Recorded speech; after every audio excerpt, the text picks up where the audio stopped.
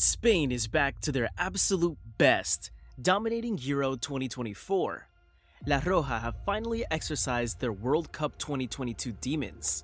But what triggered this incredible turnaround? It all began with Luis de la Fuente's bold decision to banish a key player, igniting the winning culture we're seeing today. Who was this player? Stay with us till the end to find out. Now, what I can say for now is that this player literally created a toxic environment, so much so that the manager had to kick them out immediately. But hey, at least the player of discussion was not our boy Rodri.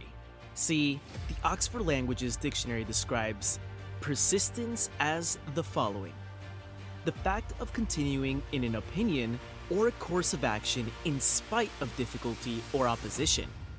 But that's not all. It also describes clutch as to deliver or to perform what is needed at just the right time or at the last possible moment. Rodrigo Hernandez Cascante, known simply as Rodri, is a Spanish professional footballer who plays for Premier League club Manchester City and the Spain national team. In the Spain national team, he's amassed over 50 international caps, captained La Roja on 10 different occasions, and won the Nations League in 2023, including the Player of the Tournament award. So, then the golden question is, why are we bottom line glazing Rodri? Better yet, what is the meaning of the title of this video in the first place? I do not want to waste any more time, so let's get right into it. When it was announced that Germany would be hosting Euro 2024, very few people had the Spaniards on their mind as favorites. I mean, the usual France, England, Portugal, Germany shouts were as loud as they have ever been, and for good reason too. France would be led by Kylian Mbappe, his first Euro tournament as captain, as well as the only international trophy to evade him. And shockingly enough, he's never scored a goal in the European Championships. Then there's the England national team, with Gareth Southgate treading on thin ice and practically a dead man walking. It outlined the perfect motivational incentive for England to earn their spot as one of the competition's favorites. On the other hand, Germany were tournament hosts, which basically writes itself. Italy won the previous edition back in 2021, and although Portugal was without victory against France in the quarterfinals, they were still considered favorites above Spain. Things would take a drastic turn on June 15th. Spain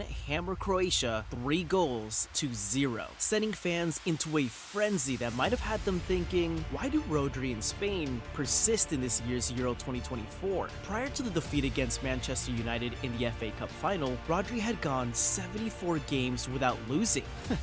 No, seriously, imagine that. A literal 475 days without taking an L, whereas dudes like me take L's every single day. But that's a story for another day. Because after hearing this shocking stat, we're all wondering the same thing. How on earth does one simply go that long, taking win after win after win? And the answer is rather simple: big game player. See, if there's anything we've learned in this edition of the European Championship, it's that football is changing. Keyword changing, not evolving. Teams are now looking to have 5 to 10 minute spells of possession each over the course of 90 minutes, while their opponents set up a low block. It's the type of football we normally label as risk adverse, in a kind of sense, and boring if we're being honest, which makes way for scenarios whereby special players need to step up, provide moments of ingenuity, and get you over the line, something Manchester City's Rodri does time and time again. Against Georgia, bear with me as I read out his numbers: a tower display of 129 touches, 109 accurate passes, 2 big chances created, 12 recoveries, 6 out of 6 duels won, and a vital equalizing goal. All in all, a masterclass performance in its full force. And here's the thing, that's just one facet of Spain's power. The other attention should be focused on Lamine Yamal and Nico Williams, football's very own Splash Brothers. I mean, it's when I say I've never seen two athletes tear up the fences since the Neymar and Mbappe era at PSG. The two wingers have been absolute fire in the competition. They They've lit up quite literally every stadium in Germany thus far. Trickery, pace, football IQ, and overall finesse, these guys bring it all to the field. Speaking of Yamal, it's pretty clear for all to see the talent this kid has in him. At 16, I was literally bamboozling footballers with my PlayStation controller. Meanwhile, Yamal is out here doing it in real life and on the biggest of stages. By the way, click the subscribe button if you like Yamal. Yeah, I'ma hit the subscribe button. I think that kid's pretty cool. Lamine Yamal and Nico Williams are football nostalgia. This is what the game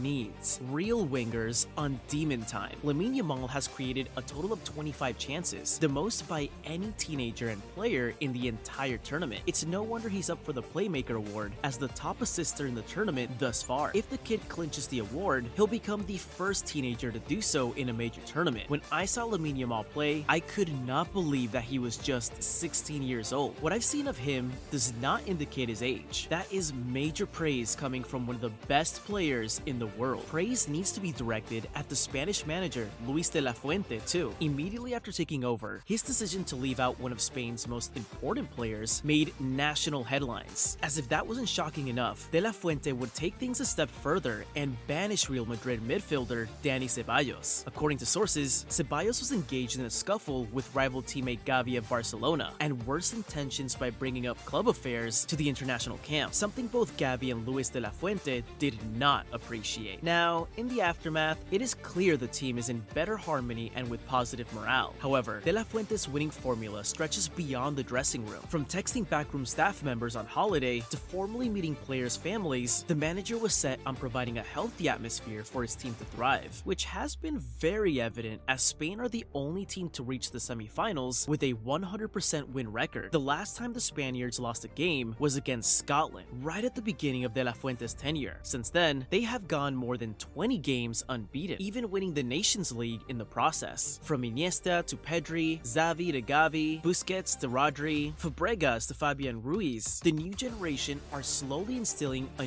new identity to Spanish football. Days where Spain dominated teams with short passes, quick movement, as well as maintaining possession are in the past. The team have reinvented themselves with fast-paced football, deadly attacks from the midfield pivot of Fabian Ruiz and Dani Olmo, as well as quick distribution to their wide players. Through the 90 minutes, the two wingers, Yamal and Williams, consistently look to take their defenders on and generate chances. Still, with that said, both players would be running around the field like a pair of headless chickens, without one other important aspect required at the top level: football IQ. See, playing well is not really effective if a player is not playing smart. A skillful winger, one who can easily decimate opponents with quick feet and mesmerizing skills, is useless without adequate understanding of the game at the very least. This can be as simple as simply training his on-game decision-making to help the team. When to shoot, when to run in behind, when to cut back, etc, etc. During an interview with Spanish media, Luis de la Fuentes echoed the importance of decision-making when he spoke about the profound impact of Lamine Yamal. Sometimes you have to slow down. I tell Lamine that if he has 3 players on him, there's an area of the pitch we have superiority. We must get the ball there, and we must do so with quick passes, not dribbling. And it's safe to say the winger has been listening to his manager and taken the advice. We saw this with Dani Olmo's goal against Germany. Lamine's well-worked and weighted pass fell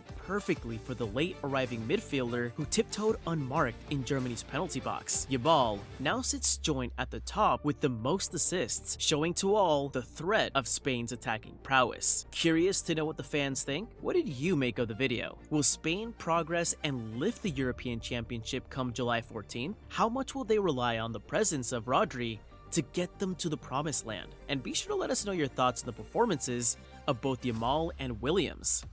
Leave it all down here in the comments.